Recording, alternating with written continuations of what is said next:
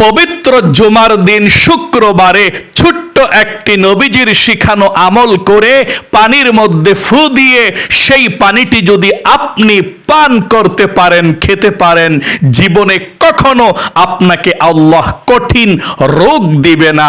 এবং যত বড় কঠিন রোগ আপনার শরীরের মধ্যে বাসা বেঁধে আছে, সেই কঠিন রোগগুলোকে আল্লাহ রাব্বুল আলামিন ভালো করে দিবে।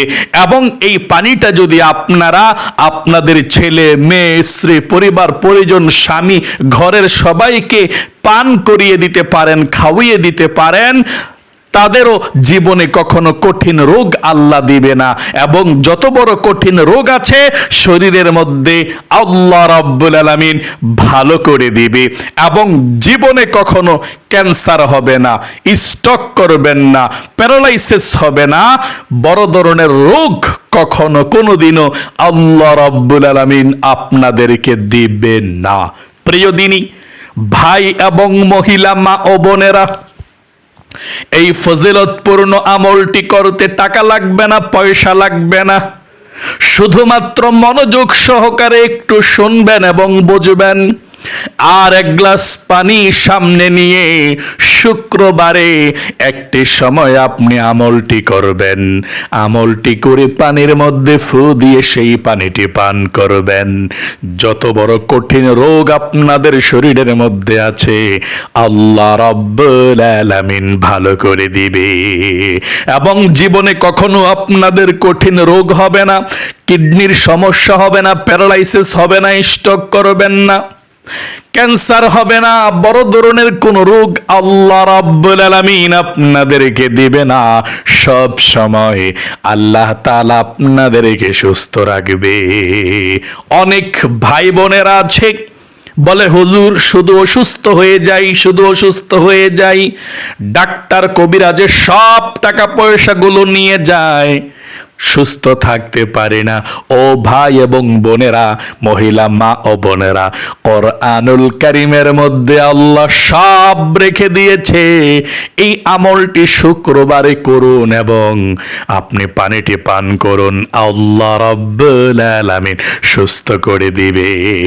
কোরআনুল কারীমের মধ্যে আল্লাহ সব রেখে দিয়েছেন। আল্লাহ বলেন, ওয়ানুনাজ্জিলু মিনাল কুরআনি মা হুয়া শিফাউ ওয়া রাহমাতুল লিল মুমিনিন।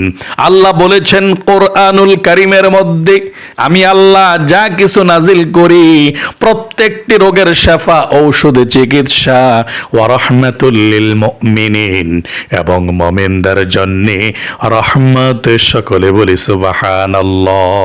মুমিনদের জন্য রহমত, সকলে বলি সুবহানাল্লাহ। তাহলে অবশ্যই কুরআনুল কারীমের দ্বারাই আপনি সুস্থতা লাভ করতে পারবেন। প্রিয় দিনী মহিলা, মা ও বোনেরা, আল্লাহ কোরআনুল কারীমের মধ্যে সব রেখে দিয়েছেন। আল্লাহ বলেন, এটা শুনুন, ওয়ানাজ্জালনা আলাইকাল কিতাবা তিবয়ানাল লিকুল্লি শাই। এমন কোনো বিষয় নাই যে আল্লাহ কোরআনুল কারীমের মধ্যে রেখে দেয় নাই।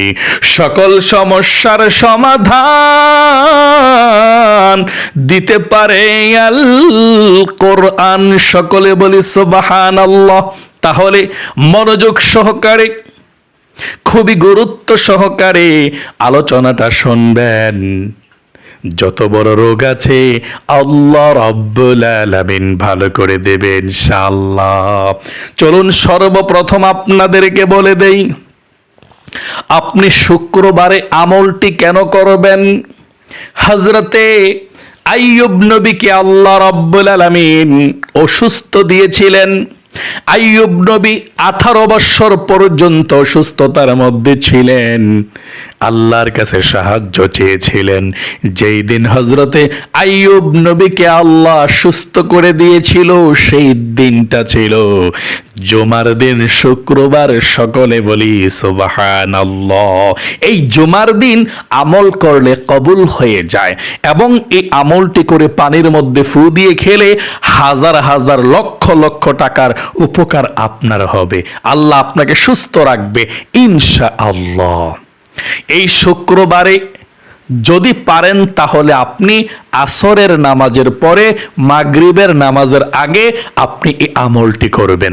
যদি না পারেন রাতের বেলা করবেন, যেই কোনো সময়, মাগরিবের পরে না হয় এশারের নামাজের পরে না হয় ভোর রাত্রে, যেই কোনো সময় পারেন করবেন, ইনশাল্লাহ কোনো সমস্যা নেই।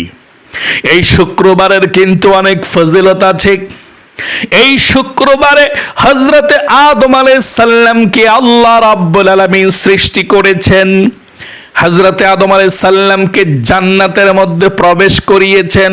আল্লাহু আকবার। আদম আলাইহিস সালাম জান্নাতের মধ্যে প্রবেশ করে গন্ধম ফল খেয়ে অপরাধ করে ফেলেছেন। আল্লাহ জান্নাত থেকে বের করে দিয়েছেন। শুক্রবারে শত শত বছর পর্যন্ত কান্না করেছেন। যেই দিন আল্লাহ ক্ষমা করেছে সেই দিনটাও ছিল শুক্রবার। সকলে বলি সুবহানাল্লাহ। আল্লাহর নবীজি বলেছেন এই শুক্রবারে গোপন একটি সময় আছে, যেই সময় আল্লাহ দোয়াকে কবুল করে।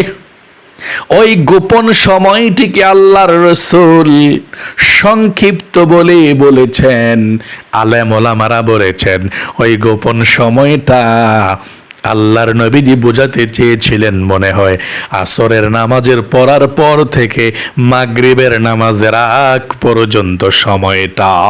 যদি পারেন ওই সময় করবেন, না পারলে যেই কোনো সময় শুক্রবারে দিনে বা রাতে আমলটি করবেন ইনশাআল্লাহ।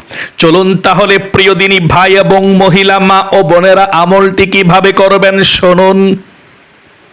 পবিত্র জুমার দিন শুক্রবারে হয়তো বা আসরের নামাজের পরে, না হয় মাগরিবের নামাজের পরে, না হয় এশারের নামাজের পরে, যেই কোনো সময় করতে পারবেন, কোনো সমস্যা নেই। আসরের নামাজের পরের নিয়মটা বলে দেই, সব নামাজের নিয়মের এভাবেই করবেন ইনশাআল্লাহ। আসরের নামাজের পরের নিয়মটা বলে দিচ্ছি শুনুন। আসরের নামাজের যখন ওয়াক্ত হয়ে যাবে সুন্দর করে ওযু করবেন।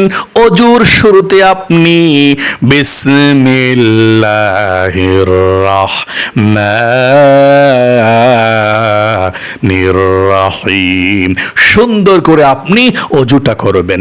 ওযু করার পর আকাশের দিকে তাকিয়ে কালিমায়ে শাহাদাত পাঠ করবেন এভাবে, আশহাদু আল্লা ইলাহা ইল্লাল্লাহু ওয়াহদাহু লা শারীকা লাহু ওয়া আশহাদু আন্না মুহাম্মাদান আবদুহু ওয়া রাসূলুহু। তারপরে আপনি আসরের নামাজটা আদায় করবেন।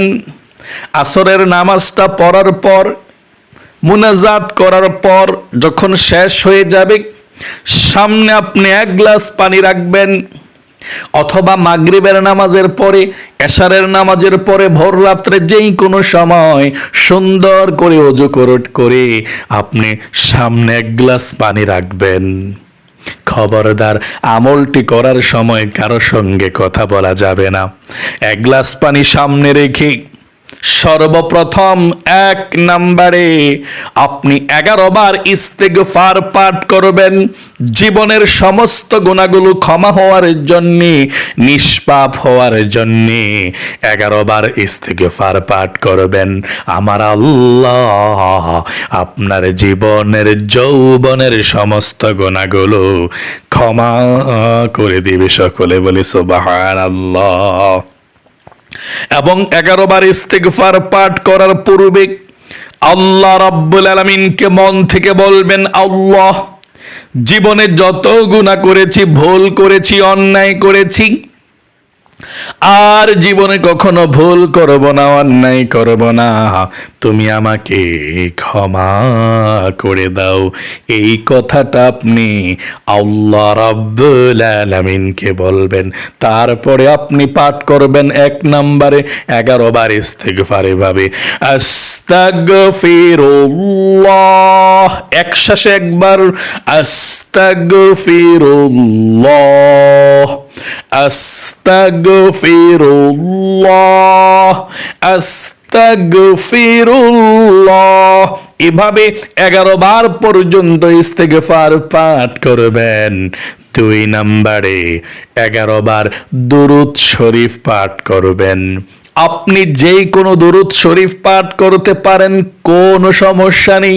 যদি পারেন নামাজের দুরূদে ইব্রাহিমটা পাঠ করবেন 11 বার এভাবে, আল্লাহুম্মা সাল্লি আলা মুহাম্মাদি ওয়া আলা আলি মুহাম্মাদ কামা সাল্লাইতা আলা ইব্রাহিম ওয়া আলা আলি ইব্রাহিম ইন্নাকা হামিদুম مجيد اللهم بارك على محمد وعلى آل محمد كما باركت على إبراهيم وعلى آل إبراهيم إنك حميد مجيد।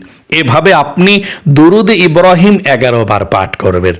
যদি এই দুরুদরা বড় হয়ে যায় তাহলে এই ছোট্ট দুরুদও পড়তে পারেন এভাবে, সাল্লাল্লাহু আলাইহি ওয়াসাল্লাম সাল্লাল্লাহু আলাইহি ওয়াসাল্লাম সাল্লাল্লাহু আলাইহি ওয়াসাল্লাম।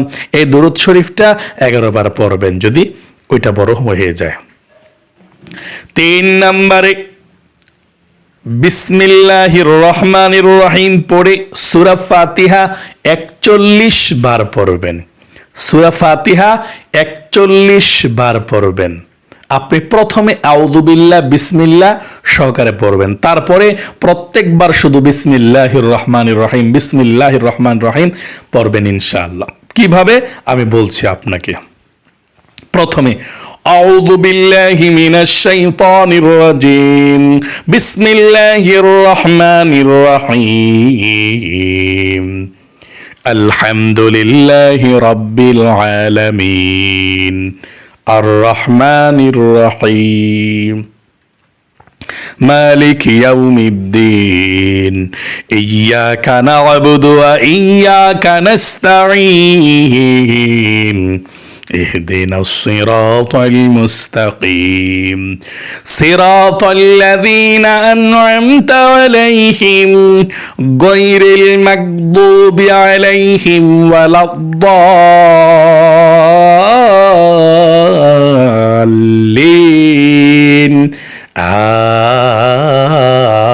آمين।